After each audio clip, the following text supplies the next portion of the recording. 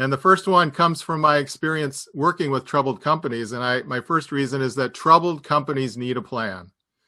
So I mentioned that I worked at all these small companies and got them turned around. Well, there are a lot of companies that 2020 wasn't very good for them. And they may not be in the position that they'd like to be in. And they need to do something. There's that the first place to get things fixed is like in my experience, is to do a plan.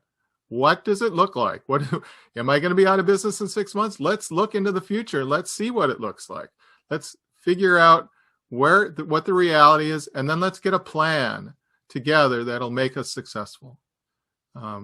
Troubled companies, like I said, companies are struggling today. And I think that was the genesis for my creating ProjectionSmart, was troubled companies need a plan. So that's, and I think it reminds me of, like, it's the whole ostrich head in the sand kind of thing, right? I think a lot of us sort of, as I've talked to many people, business or otherwise, look at 2020 and just like, I'm just gonna put my head in my hands, kind of bury my head, just wait for it to be over, like just be over. And now we come into 2021 and it's not over.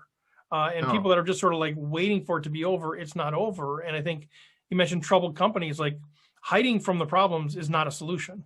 That's just like, hope is not a good business strategy. Exactly. It's like, you don't feel good, but you don't want to go to the doctor because you're afraid what he might tell you. Right. Right. Okay. So if you're in trouble, if your company's in trouble, doing a projection is something you need to do, not just sort of hope and wish and pray that things change. Or bury your head in the sand. Right. Or just ignore it. Yeah. And hope for the best. Yep. Mm-hmm.